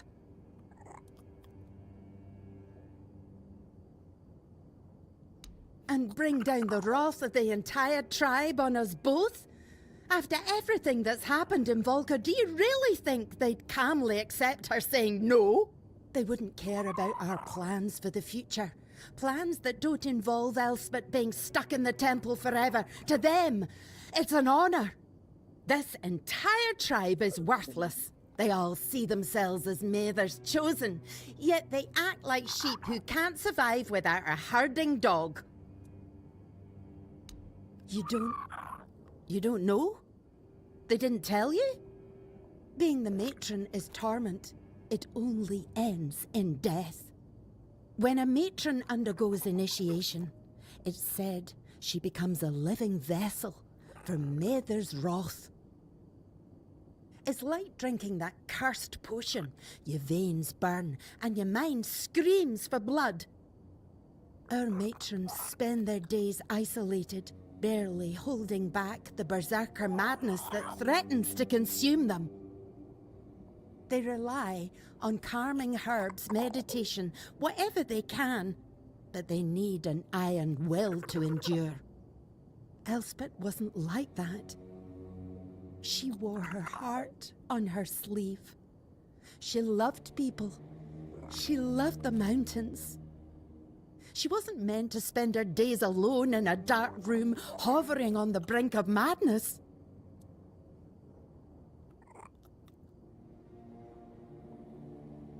I wanted to. I would have become nameless and lived among the non-reader, anything to stay together. But Elspeth, she couldn't. She said she couldn't break the promise she made to her mother. And what about her promises to me? How were they any different? A broken word is a broken word, whether it's to me, to you, or to Mather herself. She didn't want to live without honor. But she died without it anyway, and I couldn't stop her. I couldn't do anything. Yeah, me too. Now you see why we don't like outsiders prying into our business. Here, Elspeth left this letter for you. I found it among her things. She must have written it when word got out that you were looking for Frigg. Take it and go. There's nothing left for you here.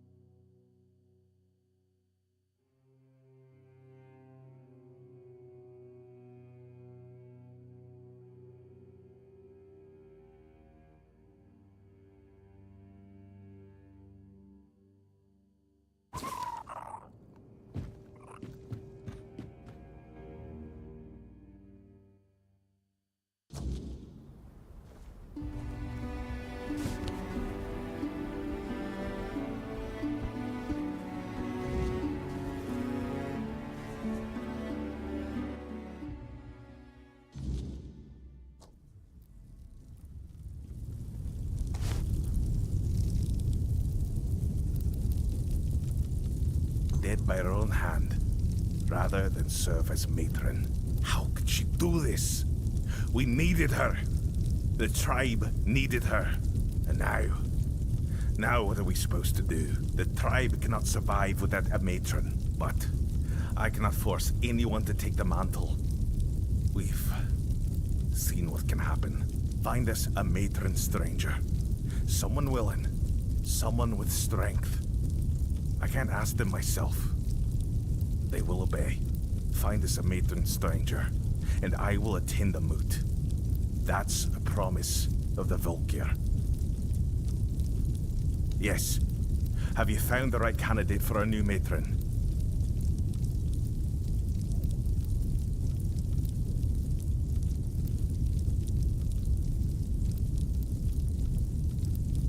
Of course you'd suggest Helmi. I'm just a bit concerned about her temper.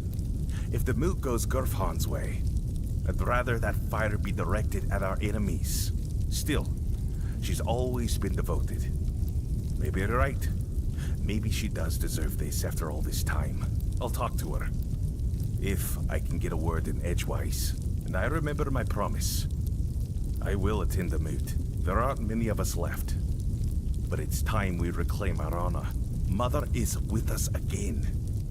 And we'll make those Camelot dogs fear her wrath. And if this is the end of us, well, at least we'll fall as true Volker.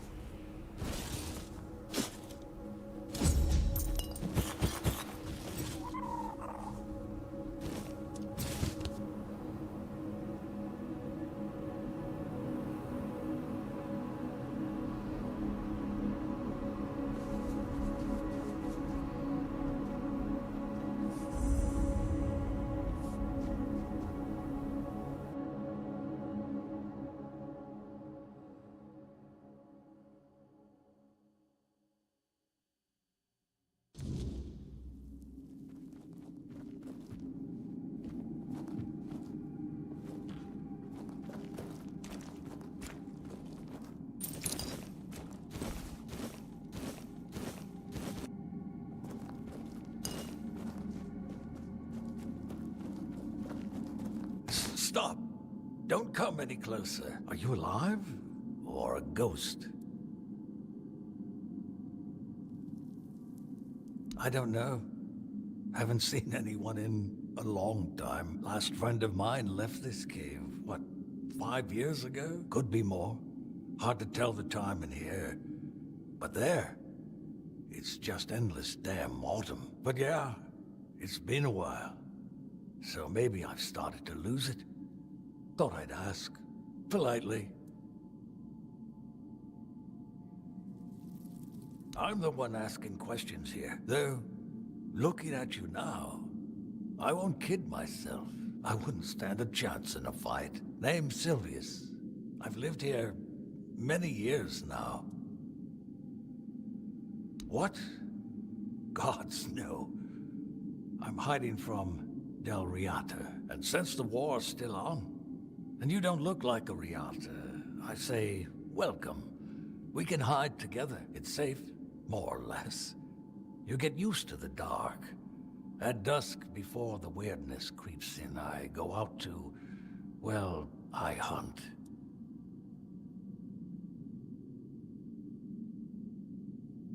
I wondered about that too.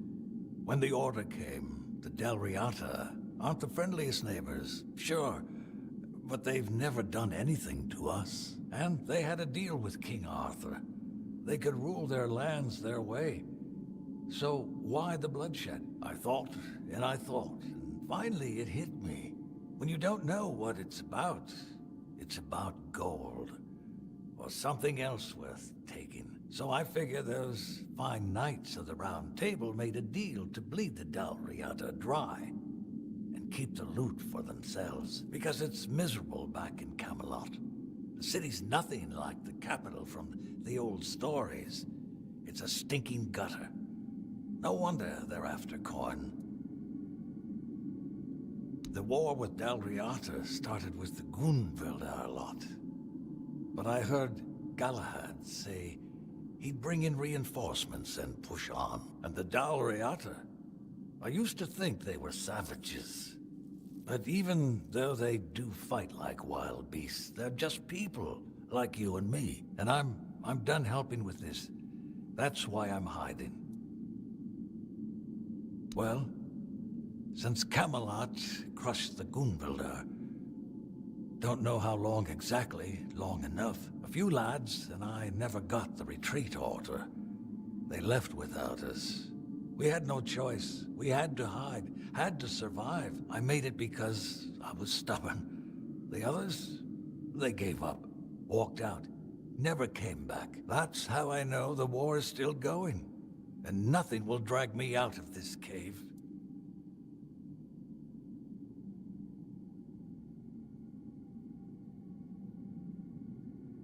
What? No, that can't be. I hear battle sounds every day. They're so loud.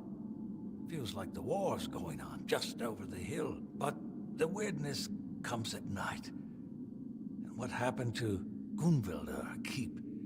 That was a massacre. Maybe it is the weirdness. I've heard it can bring your worst fears to life. Thought that was just stories for kids. I don't know what to think anymore. Who knows? They left me, you know, just left. I've been alone ever since. Alone in this awful place. Too scared to walk more than a few steps from the cave. So many years. And now what? What am I even supposed to do? If I go back home, they'll think I'm a spy. They'll hang me before I say a word. But if I stay, I'll die here, alone. When you leave, I might never speak to anyone again. I'll just rot here in this dark, cold cave.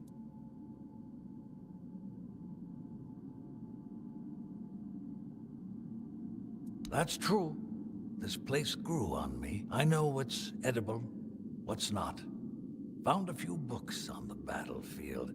I read them, or I daydream. That's nice too, sometimes. People never really liked them much. and I think I've spilled enough Del Reata blood to last a lifetime. So maybe this is my penance. Could be worse, right? Before we part ways, I'll give you the location of a stash, left behind by our old legate, one of Galahad's close men. His treasures weren't any use to me, not in the state I've been living in, and I don't have the strength to carry any of it now, so I'm passing it on to you. For talking with me. It really helped. Thank you.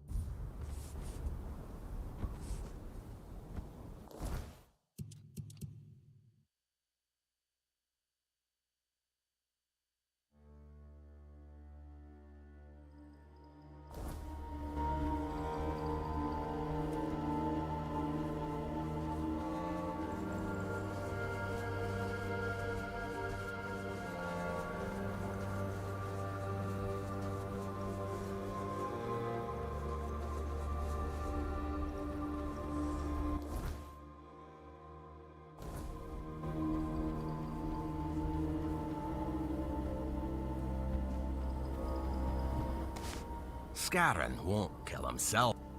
What do you bu-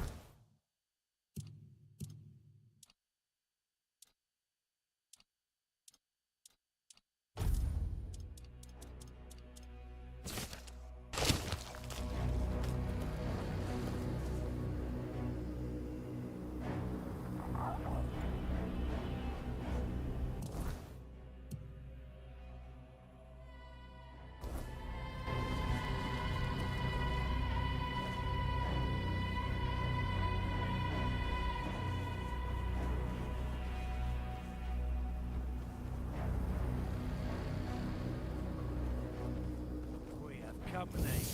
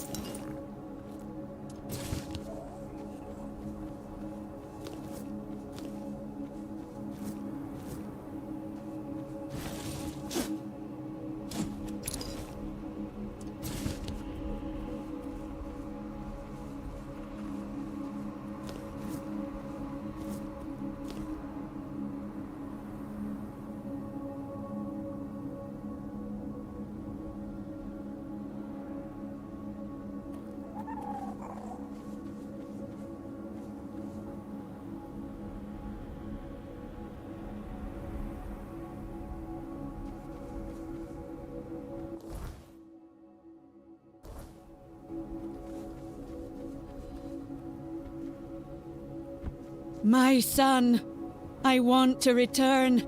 Pray to the Lord of the Hunt. Vragi, pray for me. Let me come back. Little one, I will come to you. Just pay tribute to the Stag Father